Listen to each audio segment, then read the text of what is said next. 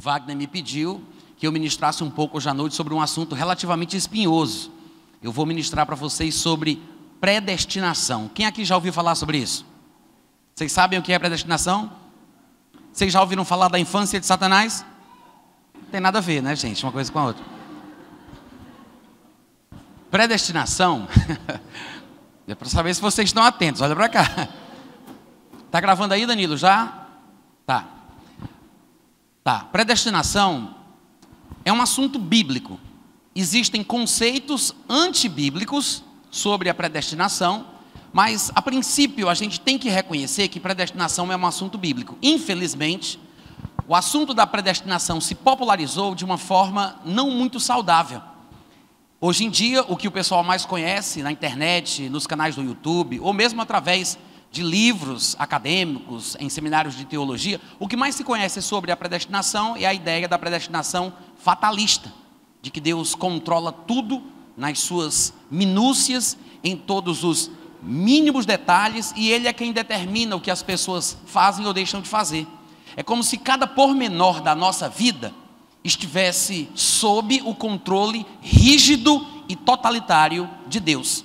Porque pensam que soberania é isso. Há teólogos, há intelectuais, filósofos cristãos, que pensam que para Deus ser soberano, Ele tem que ter controle sobre cada e toda a decisão humana. O que você faz, o que você deixa de fazer, seria por uma consequência do que Deus decidiu previamente. Seguindo essa linha de raciocínio, eles dizem que Deus cria pessoas para irem para o céu e Deus cria pessoas para irem para o inferno. Pessoas seriam supostamente destinadas eternamente, antes mesmo de terem nascido, antes mesmo de existirem, teriam sido destinadas na eternidade passada, destinadas por Deus, a nascerem para ir para o inferno, a nascerem para ir para o céu. É mais ou menos como as castas hindus, sabe? Aquelas castas da filosofia e da religião oriental, casta na qual a pessoa nasce, da qual não pode sair, porque o destino, o karma, pré-estabeleceu que ela estaria naquela casta para sempre, pronto. É mais ou menos isso. É uma casta evangélica. O palavreado destes teólogos para pessoas que se encontram nestes dois grupos é o seguinte: quem está na casta da sorte, daqueles que vão para o céu, são chamados de eleitos. Quem está na casta do azar, que foi predestinado para o inferno, é chamado de réprobo. É assim que eles designam aqueles a quem Deus criou para lançar no inferno e aqueles a quem Deus criou para levar para o céu. Quantos percebem que isso é uma coisa bem doentia? Sem a gente se aprofundar nos textos da Bíblia, sem falar muita coisa, vocês concordam comigo que quando a gente ouve esse tipo de coisa, falando assim, de forma honesta, sem aqueles floreios, aquelas papagaiadas todas que eles fazem, né? Porque eles falam de uma forma tão bonita que a gente até chora por ter sido escolhido para ser lançado no inferno. Porque parece que isso glorifica a Deus. E quem é que não quer glorificar a Deus? Nem que seja com a minha vida no inferno. Eles falam de uma forma que as pessoas ficam ludibriadas, enganadas. Mas quando a gente apela para o bom senso, quando a gente realmente presta atenção na lógica da coisa, quais são as implicações lógicas das afirmações que eles fazem, nós percebemos que é tolice, é besteira, é burrice. Qualquer pessoa do povão que nunca fez teologia sabe identificar que é uma coisa que não é de Deus. Porque o Deus a quem Jesus Cristo representou é aquele que ama a todos e faz o seu sol nascer sobre bons e maus, a chuva cair sobre o justo e injusto, porque Deus, esse Deus, o Pai de Jesus Cristo, não faz acepção de pessoas. Apelar para o bom senso é talvez a mais significativa arma teológica para o homem comum, para julgar se uma doutrina é ou não é de Deus. Ouviu o que eu disse? Apelar para o bom senso. Jesus vivia fazendo isso. Às vezes a gente não identifica isso na Bíblia, né? Nas histórias, nos textos, mas Jesus vivia fazendo isso. Lembra de uma história que ele disse assim: qual de vocês que tivesse uma vaca, um animal, e esse animal caísse num buraco num dia de sábado? Porque a religião dos judeus, aos quais ele falava, não permitia que eles fizessem esforço físico no dia de sábado. Mas aí Jesus apela para o bom senso. Ele não está citando um texto sagrado do Antigo Testamento. Ele não está reivindicando uma palavra profética. Não, ele está usando o bom senso. Me diga aí, qual de vocês que tem uma vaca, um boi, um bicho, um animal, que cai num buraco no dia de sábado, que não vai fazer tudo para tirar o bicho de lá? Isso é bom senso. Então Jesus apela para o bom senso, e não é a única vez que ele faz isso. Se você lê os evangelhos, tendo em mente que Jesus usava o bom senso muito mais do que qualquer outra coisa, você vai se surpreender. Porque esse é o último recurso teológico para você entender se uma doutrina, um pensamento, uma ideia é realmente de Deus ou não. Eu sei que a Bíblia fala sobre predestinação, principalmente nos textos de Paulo. A Bíblia ensina isso, o Novo Testamento ensina isso, mas não da forma absurda. Não essa caricatura que o pessoal calvinista, determinista, fatalista, hinduísta e Raul Seixista. Talvez vocês estejam rindo porque vocês não entendam qual é a ligação de uma coisa com a outra, né? Mas o próprio Raul Seixas, que seguiu a influência filosófica do hinduísmo, também pensava coisas semelhantes. Ele escreveu um livro num álbum, ele fez uma música que fazia parte de um álbum chamado Mata Virgem. O nome da música é Judas. Ele se inspirou no texto apócrifo do Evangelho de Judas, que supostamente teria sido escrito pelo filho de Judas. Está tudo errado para começo de conversa, porque a Bíblia fala que Judas não deixou descendente, porque as Escrituras previram a sua traição e já havia sido determinado que ele fique sem nome, ou que o seu nome seja eliminado da terra. Ele não teria posteridade. Então, Judas, ele não teve filho para poder escrever o que supostamente ele contou para esse filho. Mas no Evangelho apócrifo, veja, não é canônico, não é considerado inspirado por Deus, não é sagrado, não faz parte da Bíblia. É um desses livros doidos que aparecem por aí, que o povo tenta divinizar, como o livro de Enoque, o Evangelho de Maria Madalena, o Apocalipse de Pedro, coisas semelhantes. Então, o Evangelho apócrifo de Judas conta a história de que Judas foi escolhido por Jesus para que ele pudesse ser traído, pudesse ser morto, e assim a salvação fosse efetivada. É como se ele fosse o discípulo mais fiel de todos, porque ele faria a coisa mais difícil que um discípulo poderia fazer: trair Jesus por causa de um bem maior, que eu não sei porquê, mas Deus sabe. Aí o Evangelho apócrifo de Judas relata essa história, que supostamente Judas contou para o filho dele, e assim o livro foi escrito. Raul Seixas, inspirado nesse livro, escreveu uma música que se chama Judas. Um demônio aparece no início da música e pergunta: ei, quem é você? Vamos responder. Aí Judas, na pessoa de Raul Seixas, com a voz aveludada, suave, representando o bom moço, ele diz: eu sou Judas, parte de um plano secreto, amigo fiel de Jesus. Fui escolhido por ele para pregá-lo na cruz. Cristo morreu como um homem, o mártir da salvação, deixando para mim, seu amigo, o sinal da traição. É porque lá em cima, na beira da piscina, olhando os simples mortais, nas alturas, fazem escrituras e nunca nos perguntam se é pouco ou demais. Se eu não tivesse traído, teria morrido cercado de luz, porque fazia parte dos 12. Mas o mundo hoje então não teria a marca sagrada da cruz. E para provar que me amava, pediu outro gesto de amor. Ou seja, além da traição, que era um gesto de amor muito significativo, pediu outro gesto de amor. Pediu que o traísse com um beijo, que minha boca então marcou. Só ela se assusta, né? Eu gosto. Traz ela nos cursos todas as vezes que eu estiver pregando, que eu gosto. Olha só, é para vocês acordarem, hein? Presta atenção. Se eu soubesse que era assim, todo dia eu tinha dado um susto nela. Ó, presta atenção. Aí ele diz: mas é que lá em cima, lá na beira da piscina, olhando os simples mortais, nas alturas, fazem escrituras e nunca nos perguntam se é pouco ou demais. É diabólico ou não é? Se não fosse diabólico, você não tinha pulado da cadeira. Vocês não tinham se assustado, porque é uma coisa tenebrosa. Agora, você canta uma música dessa, ou você prega com essa visão determinista, supostamente cristã, usando estes argumentos, as pessoas ficam abaladas. Um novo convertido, então, entra em parafuso. Ele fica se questionando: realmente Jesus escolheu Judas para trair ele, porque se não tivesse traído, Jesus não tinha morrido, Jesus não tendo morrido, a gente não tinha sido salvo. Realmente Judas foi uma bênção de Deus para nós.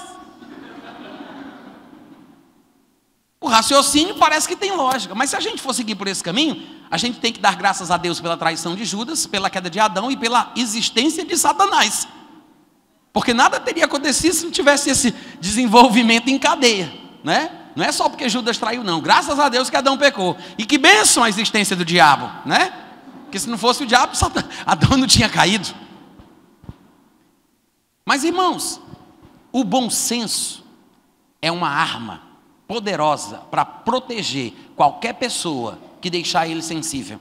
O bom senso, esse bom senso, que é a última arma para a pessoa entender se uma doutrina é de Deus ou não é.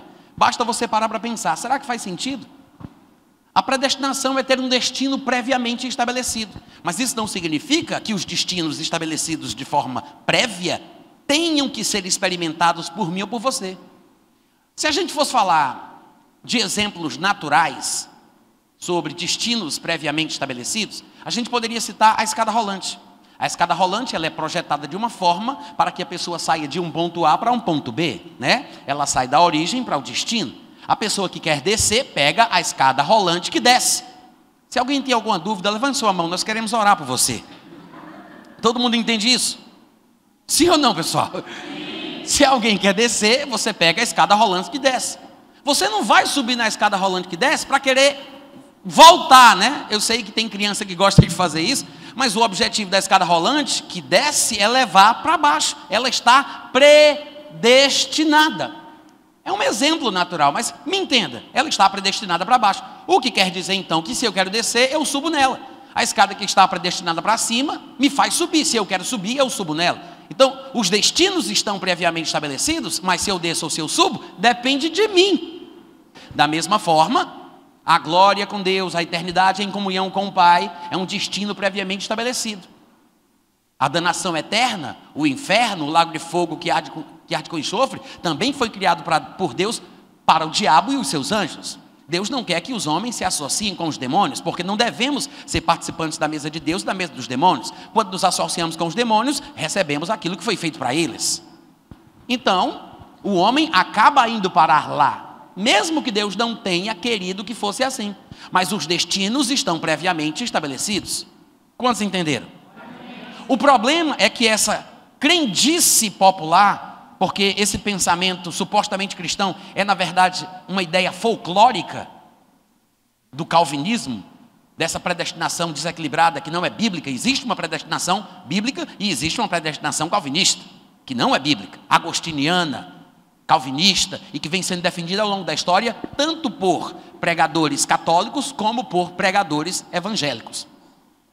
Mas essa pregação, esta predestinação determinista, calvinista, fatalista, que supostamente Deus determina criar uma pessoa para mandá-la para o céu ou para o inferno, é na verdade uma crendice popular. Não há base bíblica suficiente para justificar esse pensamento. Existe sim má interpretação de passagens relativamente confusas, complexas para alguns, como Romanos 9, Atos capítulo 13, talvez até Atos capítulo 4, alguns textos do Novo Testamento são mal interpretados, mas analfabetismo funcional traz esse tipo de problema. As pessoas às vezes não conseguem simplesmente interpretar um texto.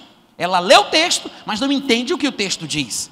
Ela se atrapalha. Em vez dela fazer uma exegese e tirar o significado do que o texto contém, ela insere o significado no texto. É uma exegese. Em vez da pessoa tirar o significado, ela coloca o significado. Problema de interpretação de texto.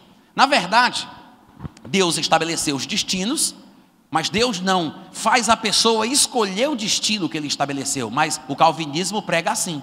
Essa predestinação fatalista ensina assim: a escada rolante leva para baixo, a outra escada rolante leva para cima. Mas a predestinação fatalista diz que Deus escolhe qual a escada a pessoa vai querer. Então, o meu querer descer foi determinado por Deus. E não importa o que aconteça, eu vou fazer o que Deus quer que eu queira. Quantos entenderam? Mas se eu faço o que Deus quer que eu queira, se as minhas ações são todas pré-programadas, pré-definidas, e eu sou uma espécie de robô evangélico, fantoche e marionete, por que então eu vou prestar contas da minha vida a Deus? Se eu não faço nada a não ser aquilo que Ele determinou. Se as pessoas estão no mundo pecando e vão ficar assim até o final das suas vidas, porque Deus as predestinou para serem réprobas, como dizem esses idiotas, idiota não é palavrão? Tá? Mas se isso é verdade, Irmãos, as pessoas que estão no mundo pecando, se estão fazendo isso porque Deus quis, elas merecem entrar no céu, porque estão fazendo a vontade de Deus. Não, cadê o amigo? Aleluia, estou pregando muito bem hoje à noite. É verdade ou não é? Quem está no mundo pecando, se está pecando porque Deus quis, essas pessoas merecem entrar no céu, porque estariam fazendo a vontade de Deus. O que é que Deus vai julgar de uma pessoa que só fez o que Deus quis? Ou os textos da Bíblia que dizem que prestaremos contas diante de Deus pela nossa vida estão errados, ou essa filosofia é que está errada, querendo ser inserida dentro da Bíblia, porque seria totalmente contraditório eu prestar contas da minha vida diante do Senhor do tribunal de Cristo, eu esperar receber algum tipo de galardão, alguma recompensa pela minha obra, se afinal de contas o que eu faço, eu só faço porque eu não tenho escolha. Eu faço porque fui pré-programado. Não sou eu que estou fazendo, é Deus que está fazendo com que eu faça. Não sou eu que quero, é Deus que quer que eu queira. Irmãos, isso não tem nada a ver com o caráter de Deus, não é compatível com o caráter de Deus. Vocês conseguem entender isso de forma bastante simples? E o mais curioso é que se você encontrar um desses calvinistas por aí no meio do mundo, se você encontrar, por exemplo, se você tiver o azar de se encontrar com algum deles, e se você se aventurar a discordar com ele de alguma coisa pela Bíblia, pelo bom senso, pela filosofia, ou por qualquer tipo de ferramenta intelectual que seja disponível para você, você pode ter certeza que ele vai ficar com raiva e vai dizer que você está errado, e ele vai ficar chateado porque você não aceita os decretos de Deus. O que é curioso nisso? É que eles dizem que nós não temos escolhas, mas ficam com raiva quando a gente não muda. Vocês não entenderam não, né? Porque que ele tenta provar que eu não tenho escolha e fica com raiva quando eu não consigo mudar. Afinal de contas, agora eu posso mudar de ideia? Agora eu posso concordar com ele? Agora eu posso me converter ao calvinismo? Eu pensei que eu não tinha escolha. Vocês percebem como é incongruente? Como é ilógico? Porque se você encontrar algum deles por aí, você vai ver a coisa que eles mais fazem é debater, discutir, brigar. As ofensas, as maiores ofensas que eu recebo no meu canal do YouTube são de calvinistas, que ficam irados, chateados e xingam, falam palavrão, um monte de besteira. Eu tenho que apagar por causa da vergonha que eu sinto por deixar aquilo ser expresso em público. Eu não permito que passe, eu apago. Aí alguns deles vêm me perguntar, você só aceita os comentários que são a favor? Aí eu pergunto, eu pensava que calvinista não tinha escolha. Eu não dou atenção. Meu objetivo não é ficar debatendo na internet. Quer aprender? Venha com o coração humilde, abra o coração, confira na sua Bíblia. Eu não devo satisfação a ninguém. Eu estou falando sobre uma coisa que me prejudicou a minha vida inteira. Eu tenho 47 anos de idade, eu sei que não parece nesse corpinho de 25, mas quando eu tinha 17 anos de idade, mais ou menos, eu tive um surto psicótico, eu fui internado no manicômio, fui enjaulado, fiquei 40 dias no manicômio. A minha família, por parte de mãe inteira, tinha esquizofrenia paranoide, que via coisas, ouvia vozes, e aconteceu a mesma coisa comigo. E a razão pela qual eu tive esse surto psicótico, primeiro, porque eu usava drogas, e segundo, porque além disso eu comecei a praticar a yoga que o livro Bhagavad Gita ensinava, que era o livro que Raul Seixas glorificava nas suas canções. O Raul Seixismo, na verdade, é uma espécie de sistematização ideológica do pensamento hinduísta. Ele fazia músicas para Gita, que é o Senhor. Aquela música, Gita, Gita, Gita, é Senhor, Senhor, Senhor, em sânscrito, que é supostamente a língua sagrada dos hindus. E esse livro Bhagavad Gita já ensinava isso, né?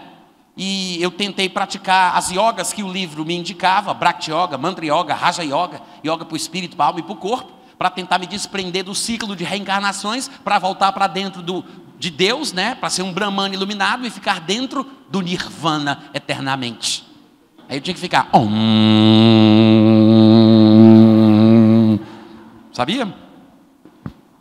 Pirei o cabeção, fiquei completamente louco, tentei matar minha irmã enforcada, saí correndo nu no meio da rua, porque louco que se pressa fica nu. Isso é verdade, isso é científico. Vocês conhecem algum doido aqui em Dias Dávila? Levanta a mão, quem conhece? Parente, vizinho? Ficou nu ou não ficou? Hein? Ficou ou não ficou? Toda vez que um doido é doido de verdade, ele tira a roupa. Não sei porquê, não sei explicar, mas eu sou muito observador. Se não tirou a roupa, é sem vergonha. Pode dar uma pizza de cinturão que ele melhora. Mas se ficou nu, é doido mesmo o bichinho. Precisa de remédio, de tratamento, levar para o hospital. Mas aí, o pensamento hinduísta, o pensamento Raul Seixista, era a mesma filosofia calvinista que os amigos e irmãos da igreja onde eu comecei a congregar assim que saí do manicômio, queriam passar para mim. A mesma ideia, o mesmo pensamento. E eu não queria aceitar. Como é que pode? Eu sair de lá para vir para cá para o povo falar sobre o mesmo tipo de Deus que me deixou doido? Sobre as mesmas ideias que me prejudicaram, que me machucavam? Acabei de mostrar para vocês a música Judas, que reflete um pouco da ideologia hinduísta, calvinista, esse determinismo diabólico, que por acaso veio parar dentro da igreja usando nomenclaturas cristãs. Mas se você usar o bom senso, você fica protegido. O problema é que as pessoas estão tentando entender as coisas espirituais através da intelectualidade. É por isso que você vê eles glorificando a intelectualidade, o raciocínio, a lógica, a inteligência e bababá.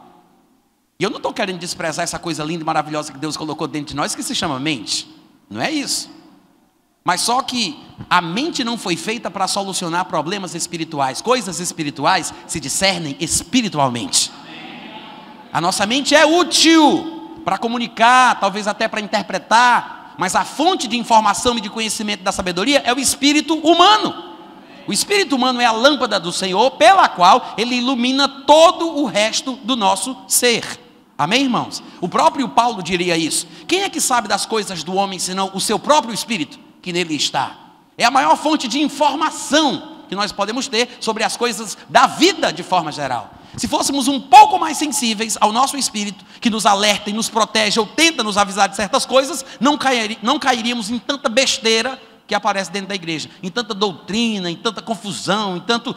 É muita palhaçada, e o pessoal fica se deixando levar por isso. É por isso que Paulo falava, crianças que são levadas por todo o vento de doutrina. Confunde a metade da igreja, racha uma igreja, divide a igreja, tira gente da igreja, deixa o pessoal confuso, faz as pessoas se desviarem. Tem gente até que fica deprimido e tem gente que se mata de tanta confusão que sente. Vocês sabiam disso? Que tem crente se matando porque não está conseguindo viver em paz?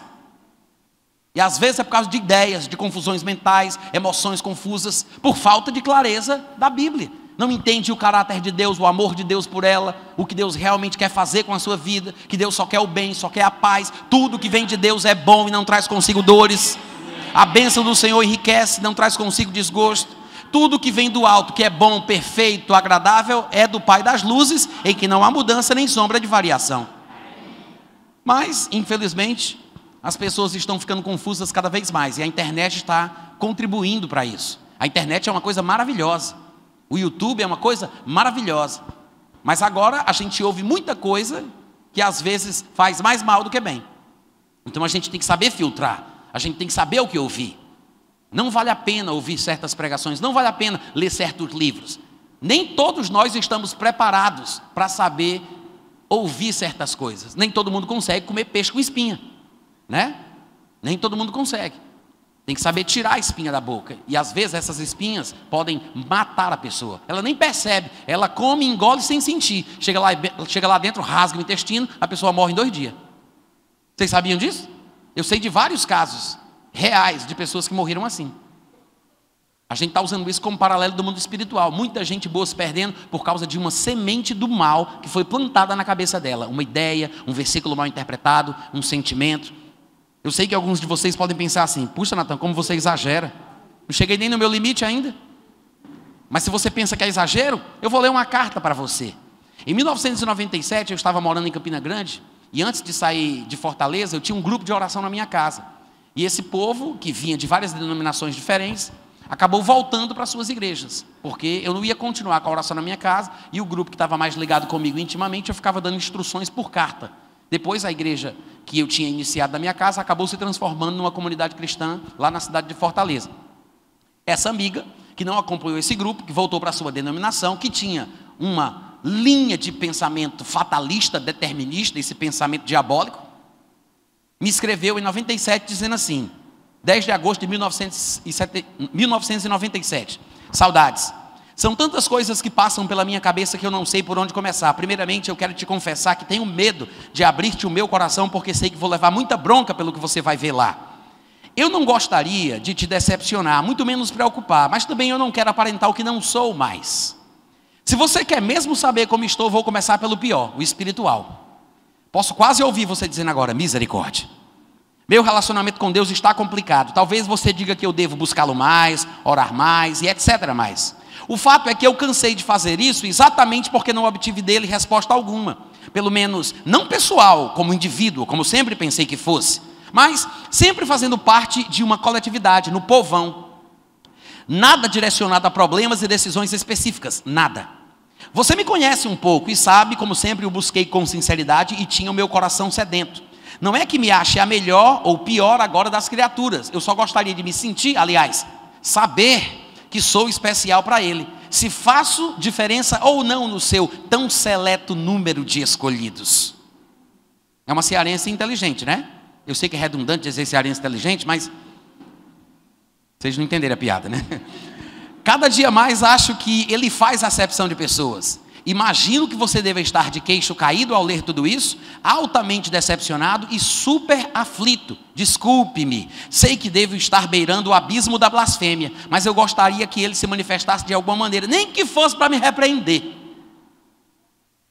Tudo o que eu fiz ou disse nesses tempos foi só para chamar a sua atenção. Afinal, Deus não corrige o filho a quem ama? Então, ou não sou filha, ou ele não me ama. Não sei mais nem o que pensar. Eu estive bem pior, sabe? Vivia deprimida, chorava o tempo inteiro, clamava a ele, sim, por alguma resposta, uma palavra amiga, e nada. A dúvida de tudo o que sempre criei ser verdade deu-me medo de tentar o suicídio, como por 2 vezes eu quis. Para você que pensa que uma palavra, um ensinamento e uma doutrina não consegue perturbar uma pessoa, tá? Aí ela diz, para falar a verdade, eu não sei quem eu sou. Sinto-me abandonada por ele, por mais que você vai me dizer que não. Sinto-me órfão de pai pela 2ª vez. Tenho medo de tudo.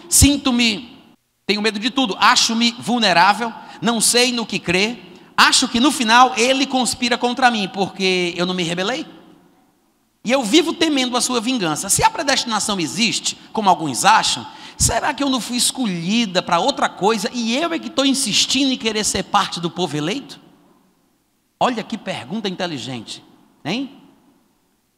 Você já parou para pensar no que uma doutrina pode fazer com a cabeça de uma pessoa? E essa menina não era uma menina vulnerável, bestinha, idiota, como alguém pode pensar, não. Eu a conheço muito bem, é inteligente, sabida toda, vivida, e mesmo assim estava aqui, se acabando em pranto, chorando, pensando em se matar. Aí ela diz... Sabe o que eu queria? Eu queria respostas. Eu queria dialogar com alguém que me conhecesse e não me recriminasse de cara. Eu preciso de ajuda, eu sei disso. Mas eu tenho tanto medo de conversar com alguém a respeito de tudo isso. Talvez ninguém entenda que eu, que sempre fui tão firme, tão crente, esteja passando por uma crise mais ou menos 18 meses, 1 ano e meio. Mais ou menos 18 meses tão forte quanto essa. Mas, como se diz, né? Quanto maior o gigante, maior é a queda. A minha mãe talvez suspeite, mas ela não tem certeza do que esteja acontecendo. E eu quero que continue assim. Ela já tem preocupação demais. Até porque quem deveria ser o mais preocupado com a ovelha que se perde, falando de Deus, continua para mim surdo, mudo e cego. Talvez, eu me aproximando de você, ele agora me note. E você também, vê se não me esquece. Desculpe o besterol acima, mas não me abandone. PS, aguardo ansiosa os seus carões. Porque ela já sabia que desde quando eu era novo convertido, eu já tinha uma abordagem muito enfática e contundente a respeito da mensagem que eu cria. Mesmo novinho convertido, sem entender ainda Romanos 9 direito, sem entender as passagens da Bíblia mais confusas a respeito do tema, eu sempre fui muito forte na pregação desse assunto. E ela sabia que eu não concordaria com esse tipo de ideia. Muito menos como é que eu ia administrar uma situação de uma amiga minha que estava querendo se matar por causa dessa doutrina. Então ela me escreveu falando isso.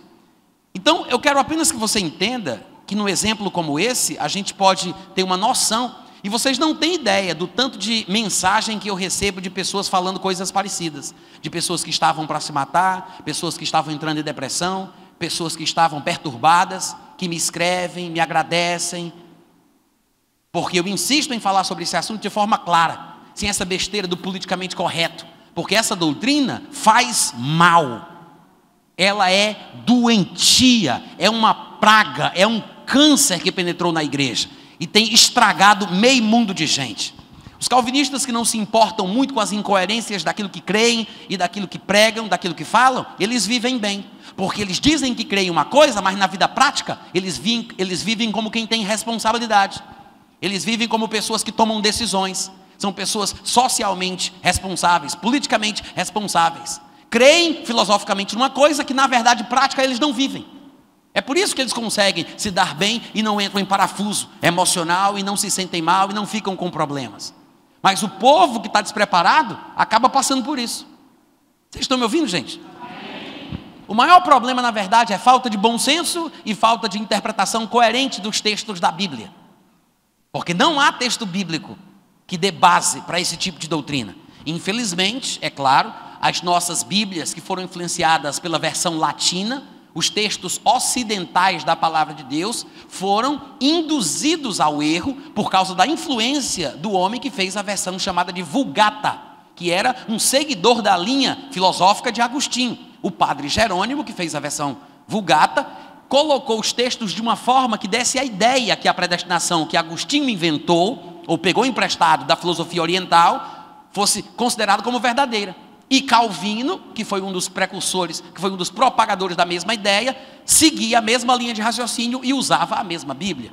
Mas os textos gregos, a tradição textual oriental, porque o Novo Testamento foi escrito em grego, a tradição textual oriental, que segue o texto grego desde a sua origem, não dá margem para traduções ou ideias como as Bíblias que nós temos aqui, que sofreram influência pelo texto ocidental da Bíblia Vulgata, feita pelo padre Jerônimo. Vocês estão me entendendo?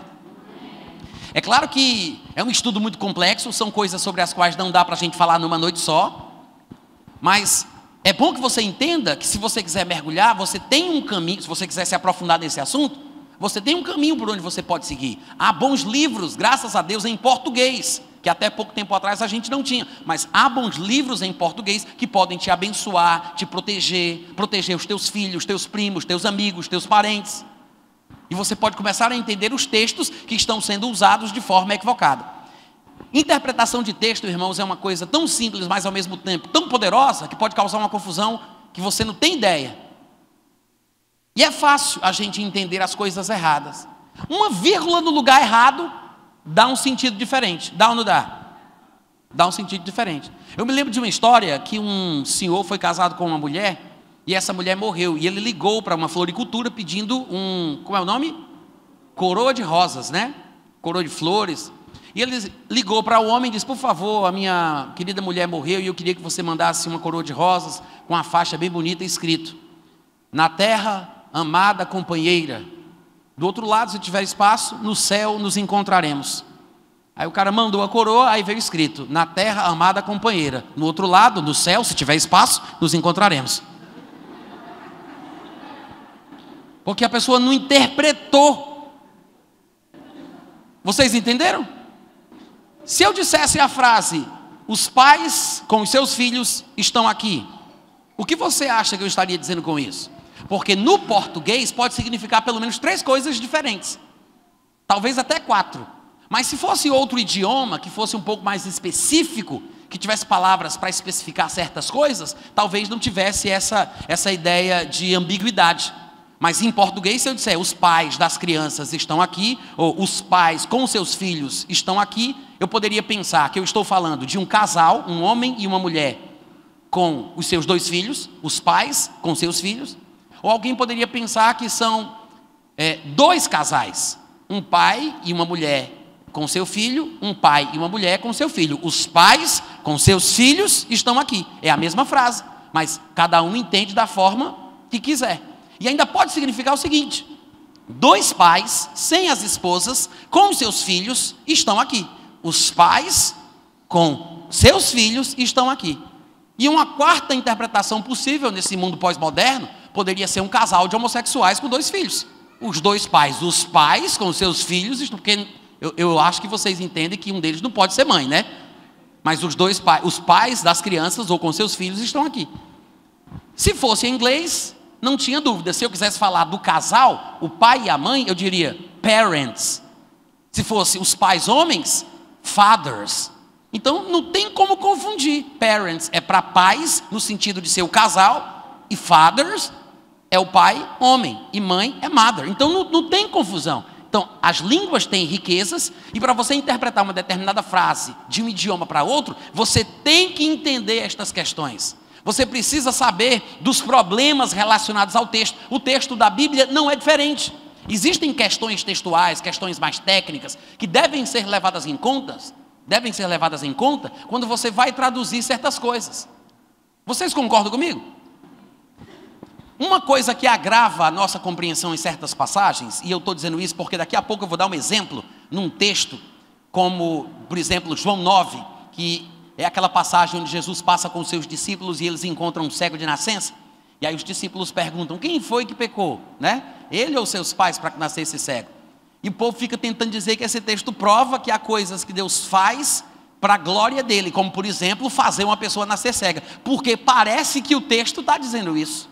Mas tem algumas complicações ali que eu vou explicar para vocês, vocês vão aprender na prática como nós precisamos ter cautela ao estudar certas passagens que são relativamente confusas, como essa de João 9. Mas antes de você querer mergulhar nesse estudo mais técnico, é bom que você se pergunte, que pergunta é essa que os discípulos estão fazendo? Né? Porque afinal de contas faz sentido isso? Quem foi que pecou? Ele ou os pais para que nascesse cego? Como é que o homem pode ter pecado antes de ter nascido, meu Deus? Alô? Não é porque os discípulos perguntaram que a pergunta tem sentido. Os discípulos eram homens comuns, com folclores em sua cabeça, crendices judaicas, superstições culturais. E eles estão lá perguntando se o homem tinha pecado antes de nascer, para nascer cego. Faz sentido? Não faz. Mas existem filosofias e filosofias. Há quem pense que há uma pré-existência da alma. E nesse mundo onde os espíritos estão, antes de encarnarem, eles podem cometer erros ou acertos. Então, supostamente, alguém poderia ter pecado para nascer cego. Mas a primeira coisa que a gente tem que entender é que o texto da Bíblia que a gente tem em português, ele não foi escrito originalmente da forma que a gente o conhece. Ele não tinha capítulos, não tinha versículos, não tinha vírgulas, não tinha nenhuma das notações léxicas que nós conhecemos, as pontuações que ajudam a entender o texto, que dão sentido à frase, como no exemplo da coroa de rosas que o rapaz pediu pelo telefone. Então, não tinha esses elementos que são chamados de notações léxicas, que nos dão o sentido, porque dizem se a pausa é pequena, se a pausa é maior, faz a gente entender o que foi escrito. Além disso, o texto não tinha letras maiúsculas ou minúsculas. O texto original, que foi escrito no Novo Testamento, era todo com letras maiúsculas. Tecnicamente, eles chamam isso de letras unciais, ou seja, é tudo letra maiúscula. Pense bem, sem vírgula, sem pontuação, sem capítulo, sem versículo, e tem mais, sem espaço entre as palavras. Ouviu isso? Parece brincadeira, né? Pesquisa no Google depois para tu ver. Pesquisa lá, vai atrás, tenta ver se é verdade, vai pesquisar em algum lugar, procura um livro técnico. Para aqueles que quiserem se aprofundar no estudo do assunto, eu lhe aconselho a procurar o livro Crítica Textual do Novo Testamento, de Wilson Parosh, tá? Crítica Textual do Novo Testamento. Ele ensina muito bem, de forma clara, didática, sobre esse assunto. E você vai compreender que há uma complexidade do texto original, e que do texto original até ele chegar na nossa mão do jeito que está, levou muito tempo. Infelizmente, nem tudo que foi feito pelos eruditos e pelos peritos do texto foi perfeito. Graças a Deus pelo trabalho dos filólogos, dos linguistas, dos tradutores, os compiladores, os editores. Graças a Deus, amém. Eu não estou criticando não, irmãos, tá bom? Eu não estou criticando não, graças a Deus. Mas eles é que nos avisam que por mais que o trabalho seja feito por peritos, especialistas nas línguas originais, eles reconhecem as limitações que a própria situação impõe. Por exemplo, todas as nossas Bíblias que nós compramos, elas têm direito autoral, ISBN, ficha catalográfica, não sei se vocês já observaram isso, né? E tem uma apresentação para a versão que você possui. Eu sei que às vezes a pessoa não lê isso, a pessoa, mas esse aí não é a Bíblia, não foi inspirado, é o pessoal que escreveu. Sim, mas é o pessoal que lhe deu o que você chama de palavra de Deus inspirada. Então é bom levar em conta o trabalho que eles fizeram para você ter a palavra inspirada. Todas as apresentações das versões dizem uma coisa parecida com essa. Na minha Bíblia aqui, por exemplo, 1, 2, 3, 4, são 5 parágrafos antes do fim, na versão revista e atualizada de 1975. Eles dizem, É certo que toda tradução ou revisão da Bíblia Sagrada, ainda que levada a termo por íntegros peritos bíblicos, é sempre trabalho humano e, como tal, sujeito a falhas. Por outro lado, no entanto, suscetível de melhoria. Eu tinha uma versão chamada de revisada, que era publicada pela antiga Juerp, da Igreja Batista, do Ministério Batista, e eles diziam assim, era mais ou menos essa frase, mas tinha uma coisa que eles acrescentavam dizendo assim: mas acreditamos que dias virão em que maiores conhecimentos possibilitarão uma versão melhor ainda. Isso quer dizer que eles reconhecem que tem coisa que eles fizeram que pode melhorar, porque talvez do jeito que está esteja atrapalhando e confundindo, porque não é o melhor sentido, porque eles fizeram de acordo com o conhecimento que tinham. Eles leram o texto e entenderam daquela forma. Irmãos, os capítulos foram colocados na Bíblia no ano de 1200 depois de Cristo. E os versículos só foram colocados na Bíblia no ano de 1500 depois de Cristo. Ou seja, foram colocados para poder facilitar a leitura pública. Capítulo tal, versículo tal. Todo mundo abre, todo mundo lê junto. Então, para facilitar a leitura pública, eles tiveram a ideia de ir colocando coisas que facilitassem a nossa vida. Mas os versículos, os capítulos, as vírgulas, os pontos e vírgulas, as pontuações, às vezes atrapalham. Por exemplo, abre João 9 aí comigo, vamos dar uma olhadinha nesse texto, que eu quero usar ele como exemplo de uma confusão dessas sobre as quais a gente está falando. Vamos interpretar esse texto da melhor forma possível. Primeiro, deixa eu ler como ele é. Na minha versão mesmo aqui, na Revista e Atualizada de João Ferreira de Almeida. João capítulo 9, versículo 3 e 4. Todo mundo achou? João 9, 3 e 4. Os discípulos perguntam, né? Quem pecou, ele ou os pais, para que nascesse cego? Aí no versículo 3, Jesus responde: nem ele pecou, nem seus pais, mas foi para que se manifestem nele as obras de Deus.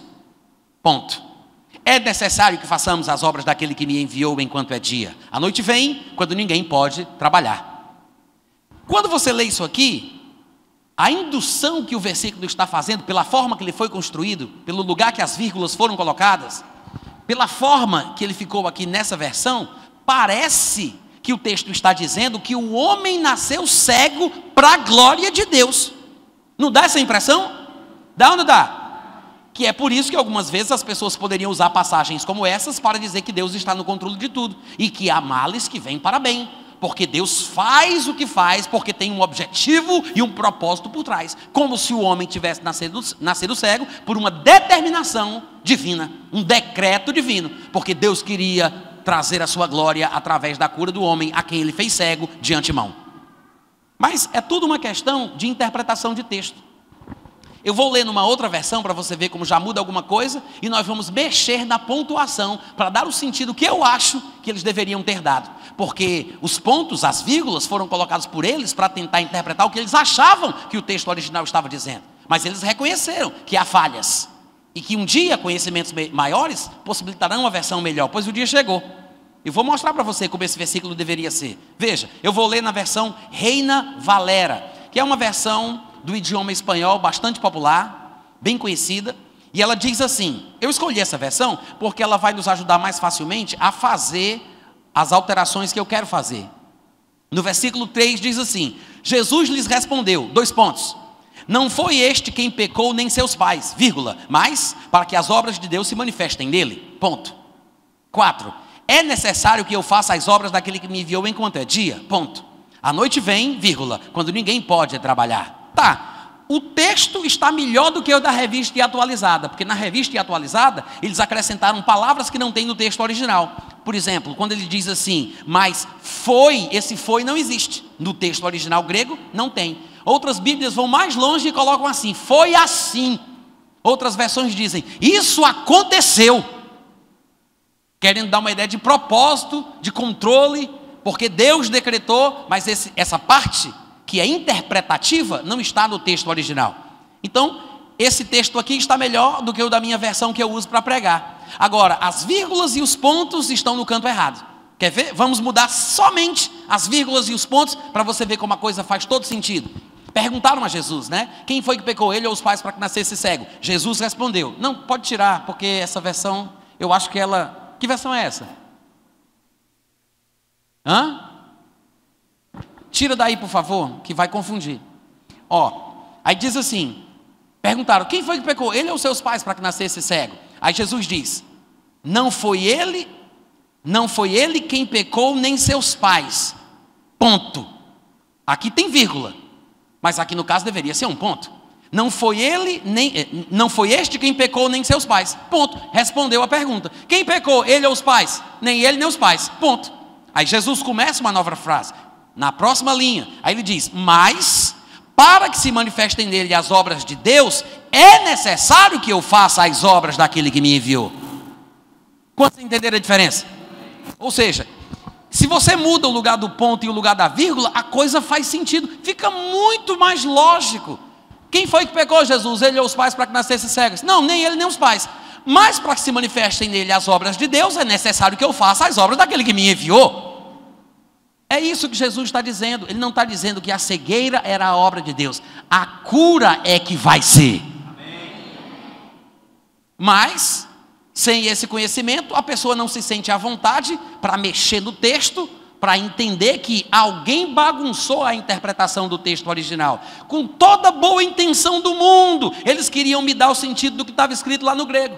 Mas eles não entenderam e colocaram a confusão deles na minha cabeça, no meu texto. Então, há muitos textos assim, mal interpretados, mal compreendidos, que fazem as pessoas pensar que a predestinação fatalista existe. Mas é falta de bom senso, talvez de um pouco mais de estudo, de mergulhar em questões mais técnicas e compreender que há complicações textuais na Bíblia que precisam ser solucionadas.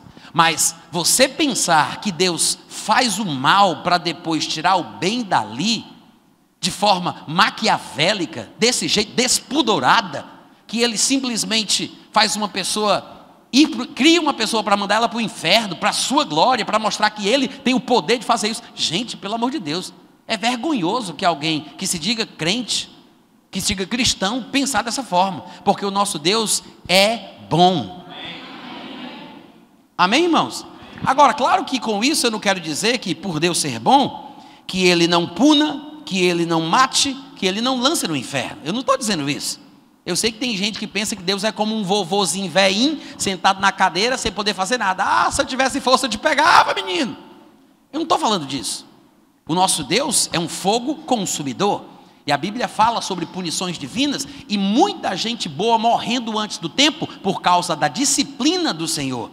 Lá em Apocalipse mesmo, Jesus manda escrever a uma determinada igreja dizendo, eu dei tempo para que ela se arrependesse, ela não quis se arrepender, pois mande avisar para ela que eu vou colocar ela na cama da enfermidade e vou matar todos os seus filhos. Jesus, falando para João, dá para tu? Alô? Vocês estão aqui, gente? Por quê? Porque as pessoas não entendem que Deus é quem tem o controle sobre todas as pragas do livro de Apocalipse. As pessoas não compreendem, não têm uma teologia equilibrada e acham que Deus no Novo Testamento não mata. Mas Jesus Cristo foi quem disse, não temam aqueles que matam o corpo, temam antes aquele que além de matar o corpo, ainda tem autoridade para lançar no inferno. Quem é? Quem? É Satanás que tem autoridade para lançar no inferno? Não, é Deus Todo-Poderoso. Se você vai ler, por exemplo, o livro de Judas ou 2 Pedro, você vai ver a descrição que ele faz das várias ocasiões onde Deus matou, puniu aqueles que foram desobedientes. Ele fala que Deus tirou umas pessoas do Egito, abençoou esses judeus, mas porque insistiram na incredulidade, Deus os puniu, Deus destruiu Sodoma, Deus fez isso, Deus fez aquilo, destruiu o mundo na época de Noé. Deus fez, está escrito em 2 Pedro e em Judas. Mas a gente não para pensar. Paulo mesmo, em 1 Coríntios capítulo 5, quando ele fala sobre um homem que tinha relações sexuais com a mulher do pai dele, ele disse, eu já decidi, como se estivesse junto com vocês, que esse homem, em nome de Jesus, seja entregue a Satanás. Entregar a Satanás em nome de Jesus, para ser morto. O que significa isso? Se ele diz que pode entregar alguém a Satanás para ser morto em nome de Jesus, é porque ele faz o que Jesus faria. Ele está sendo representante. Você não pode fazer uma coisa em nome do Senhor que o Senhor não faria. Se você diz, algo aconteça em nome de Jesus, é porque o próprio Jesus faria o que você está determinando. Quantos estão entendendo? Amém, irmãos? Aí você me pergunta, então quer dizer que Deus mata? É claro que mata, mas Ele não mata como dizem algumas igrejas por aí, né? Que quando Ele mata porque quer, mata a seu bel prazer, mata porque pode, mata porque é soberano. Deus não pune sem motivo. Amém, irmãos? Deus não pune sem motivo. Muita gente boa não entende Romanos capítulo 13. Abre lá comigo rapidinho, por gentileza. Romanos capítulo 13. No versículo 1 ele diz: todo homem seja sujeito às autoridades superiores, porque não há autoridade que não proceda de Deus, e as autoridades que existem foram por ele instituídas, de modo que aquele que se opõe à autoridade resiste à ordenação de quem? Só os vivos, por gentileza. Resistem. Onde é que eu estou? 2. De modo que aquele que se opõe à autoridade resiste à ordenação de Deus. E os que resistem à ordenação de Deus, ele está falando sobre os policiais, sobre os juízes, sobre as autoridades humanas. Aí ele diz que estas autoridades são representantes divinos. E quem resiste a tais autoridades, está na verdade resistindo a Deus. E quem faz isso, vai trazer sobre si mesmo condenação. Aí no versículo 3 fala: porque os magistrados, as autoridades, não são para temor. Não são para temor, não é para ter medo de um policial, de uma viatura, a não ser que você seja maconheiro, né? E esteja andando com maconha no bolso, quando dobrar, é para ter medo mesmo. Agora, se você só faz o que é certo, você não rouba, você não é ladrão, você não é do mal, não é para ter medo. Então ele diz: as autoridades não são para temor quando se faz o bem, e sim quando se faz o mal. Agora, você quer não temer a autoridade, faz o bem, e tu terás louvor dela. Visto que a autoridade presta bem atenção agora, a autoridade, o policial é ministro de Deus para o teu bem. Entretanto, se fizeres o mal, teme, viu, compadre? Teme. Por quê? Porque não é sem motivo. Não é sem motivo que ele traz aquela pistola. Eu sei que aqui na nossa Bíblia diz, não é sem motivo, que o guarda, o policial, a autoridade traz a espada, porque naquela época a arma que eles tinham era a espada, para tentar impor a ordem. Mas hoje em dia nós sabemos que a arma mais prática é a arma de fogo e a pistola. Então ele diz, não é sem motivo que a autoridade traz uma pistola. Diga, não é sem motivo. Porque não é sem motivo que ela traz a espada, pois é ministro de Deus, vingador para castigar o que pratica o mal. Paulo está dizendo que o policial usa a pistola para matar como ministro de Deus vingador para aqueles que merecem, porque não há punição sem motivo. O problema é que as pessoas não entendem isso, que Deus quando pune, quando exerce juízo ou quando mata, é porque existe uma boa razão para isso. Deus é misericordioso, Deus é longânimo, Deus é tolerante, mas as pessoas se afastam da graça de Deus. Irmãos, se Deus não se irasse, se Deus não punisse, se Deus não matasse aquele que merece, eu não serviria a um Deus desse. Eu não poderia dizer que Deus é bom. Como é que eu posso dizer que Deus é bom se Deus não mata? Como é que eu posso dizer que Deus é bom se Deus não pune? Como eu posso dizer que Deus é bom se Deus não se vinga? Se Ele não exerce juízo? Vocês que não prestam, vocês, né? Porque Jesus disse, se vós que sois maus, nós que não prestamos, nós ficamos indignados com as coisas injustas que nós vemos na televisão. Se você estiver assistindo um programa policial e você vê uma situação que conta a história de 5 rapazes que estupraram uma menina de 15 anos de idade por uma semana, depois esquartejaram ela, enterraram cada pedaço, cada membro num lugar do terreno, você não fica indignado não? Você não fica irado não? Você não gostaria de punir como esses homens merecem? Sim ou não? Se você não fica indignado, se não dá um embrulho por dentro, se você não tem ira contra o mal, você é doente, você tem problema. Se nós que não prestam, se vocês que não prestam se sentem assim, pensa nisso. Se a gente que não presta se ira, se indigna contra o mal, não é por qualquer motivo, sem motivo, é contra o mal. Se a gente se ira, imagina Deus que é totalmente santo. Quantos estão entendendo?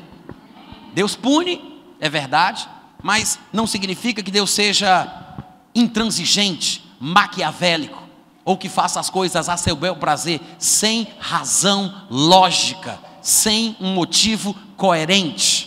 Amém, irmãos? Eu sei que alguns de vocês poderiam ter mais perguntas a respeito de muita coisa, e talvez vocês até quisessem que eu falasse muito mais coisas sobre o assunto. Mas infelizmente a gente já passou 1 hora aqui discutindo sobre esse assunto, e eu sei que há muitos versículos que poderiam ser abordados. Não dá para a gente pregar a Bíblia toda numa noite só, mas existem algumas pregações minhas no meu site, no meu canal do YouTube, falando sobre esse assunto. Tem lá um vídeo de 1 hora e tanto, falando de Romanos 9, versículo por versículo. Eu exponho muitas questões importantes, falo se há possibilidade ou não do anticristo se converter, falo sobre Judas, tem uma pregação só sobre Judas, mostrando que Judas não era um demônio encarnado, que ele não foi predestinado para trair. Há muito estudo meu na internet, de graça, que você pode estudar. Mas o que eu espero é que esta palavra breve, sucinta, sirva de inspiração para a tua vida, para você tomar cuidado com esse tipo de influência. Ajuda os teus amigos, ajuda os teus parentes, mostra para eles que Deus é bom e que nós temos muito mais responsabilidade do que parece. Nós podemos escolher pelo bem ou pelo mal, e vamos prestar contas das escolhas que nós fazemos. Você pode colocar a mão no peito assim comigo? Diga comigo: eu creio que esta palavra traz luz e dá entendimento. Eu vou andar nesta palavra, vou andar na luz e vou experimentar o melhor de Deus, em nome de Jesus. Glória, amém, glória a Deus. Obrigado pelo carinho, beijo no coração, até a próxima.